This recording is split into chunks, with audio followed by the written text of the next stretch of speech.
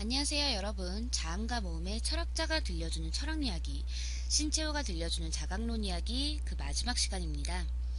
앞선 두 번의 강의에 걸쳐 우리는 신채호 선생의 일생과 그 속에 담긴 자각론 사상이 무엇인지 살펴보았죠. 이번 시간에는 신채호 선생의 또 다른 사상과 그것이 우리에게 주는 배움이 무엇인지 알아보기로 해요. 먼저 신채호 선생은 나란 큰 나와 작은 나로 이루어져 있는 것이라고 보았습니다. 이것을 한자로 표현하면 대아 그리고 소아라고 할 수 있는데요. 이때의 이 아란 즉 나라는 뜻입니다. 여기에서 신채호 선생이 말하는 작은 나 즉 소아란 육체를 가리키는 것인데요. 이 육체는 어떤 성질을 가지고 있나요? 바로 육체는 유한한 것이면서 물질적인 것이죠. 즉 한계가 있는 것이고요. 그리고 우리는 손으로 만질 수 있고 어떤 물리적인 고통이라든가 편안함을 느낄 수 있는 그런 물질적인 존재라는 거죠. 이 육체라는 것은요. 신채호 선생은 이렇게 유한하고 물질적인 육체의 안위만을 추구하는 것은 지극히 개인적이고 경험적인 나라고 보았습니다. 그러니까 이 개인적이고 경험적인 나라는 것은 즉 작은 나, 소아라는 것이죠. 그런데 신채호 선생은 이 작은 나는 진정한 자신이 아니다라고 했습니다. 그래서 이러한 육체적인 작은 나를 실제의 나로 오해하면 반드시 죽고 마는 내가 된다라고 하신 겁니다. 왜냐하면요, 육체는 유한함으로 그런 육체적인 나 역시 그런 작은 나 역시 한계가 있기 때문이니까요. 반면 큰 나, 즉 대하는 정신을 뜻합니다. 선생은 이것을 다음과 같이 말씀하셨어요. 큰 나란 나의 정신이며 나의 사상이며 나의 목적이며 나의 주의이다.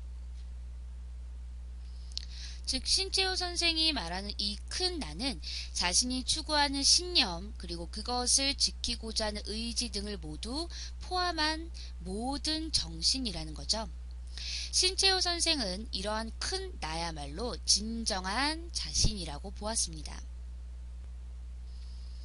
또한 정신적인 나, 큰 나는 개인적인 존재가 아닌 사회적이고 국가적인 존재라고 했는데요. 즉 자신의 육체라는 한정된 것으로부터 벗어나 점점 자신의 존재를 사회 그리고 국가, 민족의 개념으로 확대시켜야 한다고 주장했던 거죠. 그렇게 확대시킨 자신은 정신적인 존재로서 이 정신적인 존재는 한계가 없고 무한한 존재이기 때문입니다. 또한 이러한 대안은 민족이나 국가 그리고 인류를 위해 영원히 사는 것이기 때문이죠. 그런 의미에서 신채호 선생은 자기의 자신의 존재를 사회, 민족, 국가 이런 개념으로 확대시켜서 진정한 자신으로 거듭나야 한다는 것을 굉장히 중요시했던 겁니다. 또한 신채호 선생은 이러한 나와 나 아닌 것의 투쟁을 바로 역사라고 보았습니다. 이때 진정한 나란 정신적인 존재이면서 사회, 민족, 국가적인 존재라고 했죠.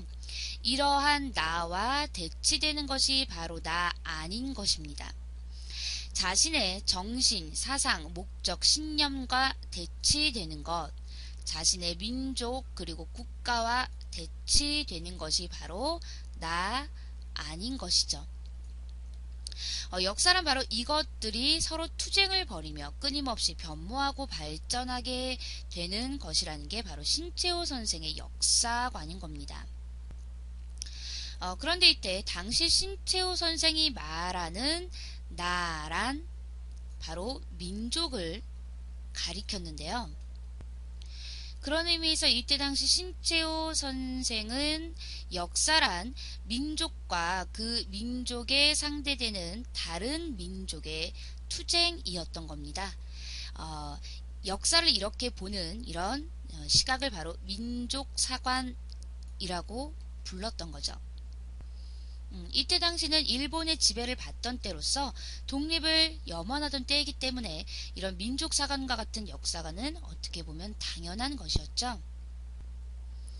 그러다가 신채호 선생은 1920년대 이후부터는 나를 민족에서 바로 민중으로 확대시켰습니다.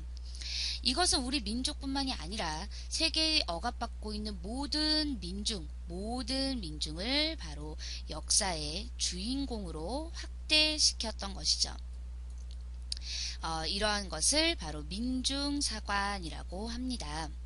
즉 신채호 선생의 역사관은 민족을 역사의 주인공으로 보고 민족과 다른 민족의 투쟁이 바로 역사다 라고 생각하는 민족사관에서 그 다음에 주인공을 민중으로 확대시킨 민중사관으로 변모하게 된 것이죠. 그런데 신채호 선생은 나 가운데에 나와 나 아닌 것이 있고 나 아닌 것 가운데에서도 바로 나와 나 아닌 것이 있다고 했습니다. 아니 나는 난데 어떻게 그 안에 나 아닌 것이 있을 수 있냐. 또 마찬가지로 저건 나가 아닌 것인데 어떻게 저 안에 나가 있을 수 있냐라고 할 수도 있겠죠. 하나씩 차근차근 볼게요. 먼저 우리 자신은 작은 나와 큰 나로 이루어져 있다던 신채호 선생의 생각을 앞에서 우리가 배웠죠. 그런데 이때 우리가 진정 추구해야 할 진정한 나는 뭐라 그랬어요? 바로 이 큰 나라고 했죠. 그렇기 때문에 우리는 진정 자유롭게 살아가기 위해서는 큰 나가 되기 위해 노력해야 됩니다. 그러기 위해서는 바로 이 작은 나를 극복해야겠죠. 그런데 큰 나 중에서도 가끔은 지극히 개인적인 정의들이 있을 수 있어요.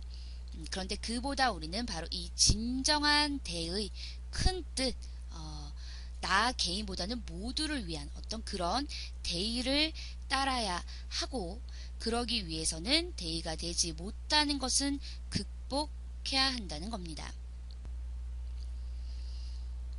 이런 의미에서 나 가운데 나와 나 아닌 것 그리고 나 아닌 것 가운데 나와 나 아닌 것이란 결국 보다 정의로운 것을 따르는 것과 그걸 위해 극복해야 할 모든 것들을 뜻한다고 볼 수 있겠죠.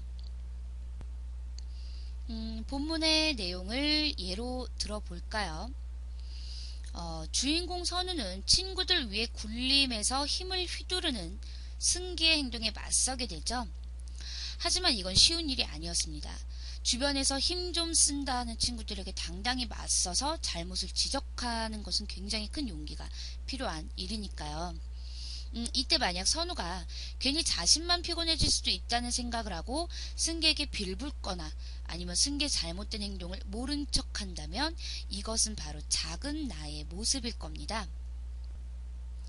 반면 승계에 옳지 못한 일에 맞서고 그것을 지적하고 고칠 수 있도록 나선 것은 바로 큰 나의 모습이겠죠. 물론 침묵할 수도 있는 이런 작은 나나 아니면 맞서서 대항하는 큰 나나 둘 다 선우 자기 자신인 것은 맞습니다. 하지만 신채호 선생의 가르침은 뭐였습니까? 바로 이 큰 나야말로 진정 추구해야 할 진정한 자기 자신인 거죠. 이렇게 큰 나가 되기 위해서 승기에게 맞서야 하지만 그렇다고 해서 승기라는 개인을 이기기 위한 싸움은 하지 말아야 합니다. 이건 결국 승기에게 자신만 피해를 입지 않으려고 하는 개인적인 행동이 되는 것이니까요. 따라서 승기와 싸우되 승기가 더 이상 이기적이고 좋지 않은 행동을 하지 못하도록, 그래서 다른 사람에게 피해를 주지 않도록 싸워야 하는 겁니다. 이것은 선우 자신뿐만 아니라 주변의 모든 친구들을 위한 것이니까요. 그래야 진정으로 큰 나가 되는 것이죠. 개인의 안위만을 위한 게 아니라 집단 전체의 평화를 위하는 길이기 때문입니다.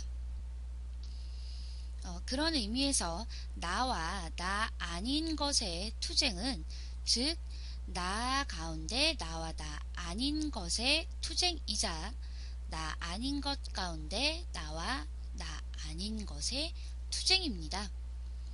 즉 신채호 선생은 이러한 역사관을 통해 우리에게 진정으로 큰 나가 되어 그것을 지켜나가기 위해 노력해야만 더 큰 발전을 이룰 수 있다는 것을 강조하는 겁니다. 여기까지 신채호 선생의 자각론을 함께 알아보았는데요. 신채호 선생은 자신의 신념을 한순간도 굽히지 않고 실천하며 살았던 분이죠. 그렇기 때문에 선생이 세상을 떠난 지 오랜 시간이 흐른 지금도 선생의 정신과 세상은 계속 살아남아서 우리에게 가르침을 주고 있는 것입니다. 선생의 말대로 정신은 영원히 사는 것이니까 말이에요. 여러분도 개인적인 작은 나에만 갇혀있지 마시고 조금 더 큰 나가 되기 위해 노력해보면 어떨까요? 큰 나가 된다는 것은 결국 자기 자신은 물론이고 주변의 모두가 발전하게 된다는 의미이기도 하니까요. 자, 지금까지 자음과 모음의 철학자가 들려준 철학 이야기, 신채호의 자각론 이야기였습니다.